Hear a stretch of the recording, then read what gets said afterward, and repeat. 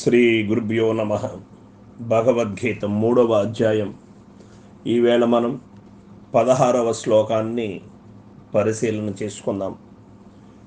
ఏవం ప్రవర్తితం చక్రం నానువర్తయతి హయః అఘాయురింద్రియారామో మోఘం పార్థ సజీవతి. ఓ అర్జున, ఈ ప్రకారముగా ప్రవర్తింపజేయబడిన ధర్మచక్రమును ఈ ప్రపంచమున ఎవడనుసరించి వర్తింపడో అతడు పాప జీవితమును గడుపువాడును, ఇంద్రియలోలుడును అయి వ్యర్థముగా బ్రతుకుతున్నాడు అని భగవానుడు తెలియచేస్తూ ఉన్నాడు. యజ్ఞముల నిష్కామ బుద్ధితో చేయబడు సత్కార్యములు సామాన్యములైనవి కావు.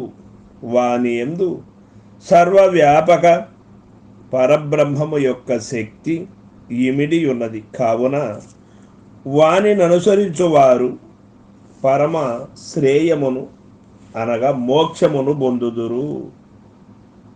అనుసరింపనివాడు తన జీవితమును వ్యర్థము చేసుకొనుచు ఉంటాడు.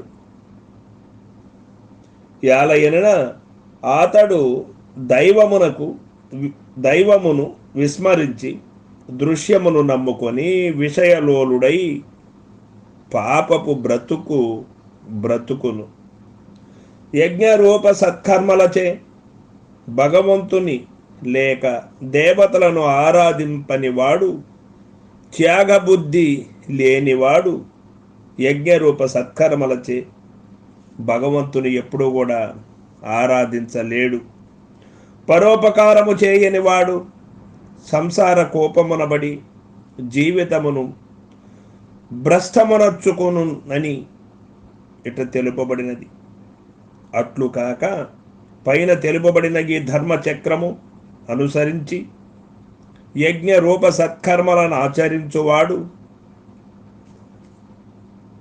భగవంతుని యొక్క అనుగ్రహమును, వారి యొక్క కృపకు పాత్రుడై చిత్తశుద్ధిని బడసి క్రమముగా మోక్షధామము అలంకరించును.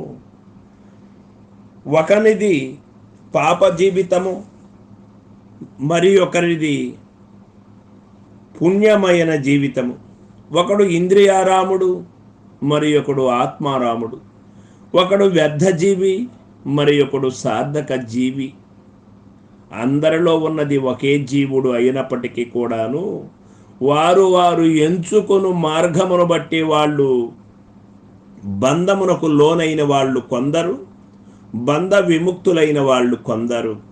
చింత ఒకటే. బాహ్య చింతన చేయవాడు విషయలోలుడై విషయ వలయములో చిక్కుకొని కొట్టి మిట్టాడుతూ జన్మ పరంపరలకు తానే బాధ్యుడవుతాడు. ఆత్మారాముడైనటువంటి వాడు గురు సన్నిధి చేరి గురు పాదములను బట్టి తానెవరో తెలియబడి తెలుసుకున్నవాడు బంధ విముక్తుడై జన్మరాహిత్యుడై జన్మ పరంపరలకు ఇది చివరి జన్మ, చివరిదిగా స్వస్తి చెప్పి తానుగా నిలబడతాడు. ఇదే ఇందులో ఉన్నటువంటి మర్మం. భగవంతుని మరచుటయే పాపము అని రామతీర్థులు వక్కాణించి ఉన్నారు. పైన తెలిపిన ధర్మచక్రము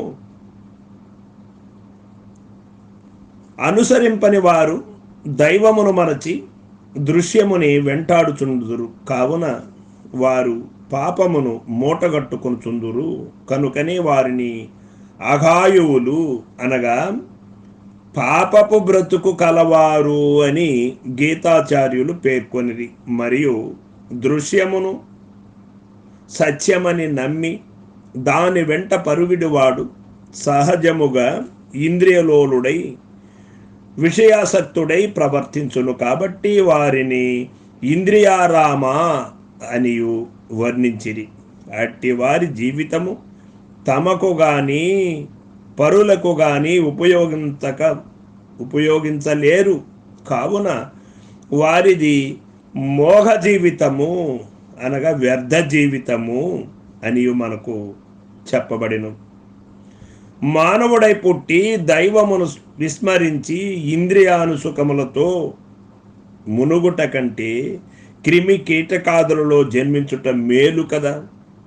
కావున భగవానుడు పేర్కొనిన ఈ యజ్ఞాచరణ రూప ధర్మ చక్రమును అనుసరించి మానవ జీవితమును సార్థకము చేసుకొనవలయను అని మనకు భగవానుడు ఇక్కడ ఆనతి ఇస్తూ ఉన్నారు. యజ్ఞాది రూపమగు ధర్మ చక్రమును అనుసరింపని వాని జీవితం ఎట్లుండును అనే ప్రశ్న మొదలైనప్పుడు అతడు పాపమయ జీవితము కలిగి ఉండును, ఇంద్రియలోలుడై వర్తించును, జీవితమును వ్యర్థమనర్చుకును, తన జీవితమును తానే వ్యర్థము చేసుకుంటాడు. తన జన్మముకు తానే కారణమైనప్పుడు తన కర్మములకు కూడా తానే కారణం. కర్మములు ఎంచుకునే విధానములో ఉన్నది మానవుడి యొక్క మనుగడ. సత్కర్మముల దుష్కర్మముల అని సత్కర్మములు ఎంచుకొని శాస్త్రీయ ధర్మ ప్రకారం వ్యవహరించినటువంటి వాడు గురు సంజ్ఞను ఎప్పుడు దాటడు. గురువు చెప్పిన విధంగానే నడుచుకుంటూ ఉంటాడు. అప్పుడు జన్మరాహిత్యం జరుగుతుంది.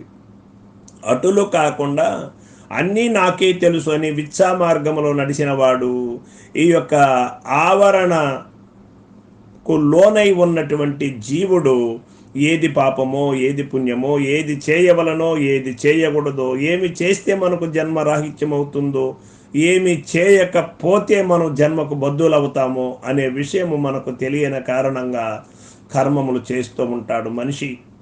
ఈ యొక్క కర్మ విముక్తుడు కావాలి అంటే, జన్మ పరంపరలు ఇంతటితో ఆగాలి అంటే సద్గురుమూర్తి కరుణా కటాక్షములు అందరికీ అవసరమై ఉన్నది. ఆయనే మార్గదర్శకుడు. మార్గాన్ని చూపించినప్పుడే ఏ కర్మ చేయాలి ఏ కర్మ చేయకూడదు అని తెలుస్తుంది. అప్పుడు ఇహంలో మనము జీవిస్తూ ఉన్నప్పుడు మానవాళికి మనం ఏం చేయాలి, ప్రకృతికి మనం ఏం చేయాలి,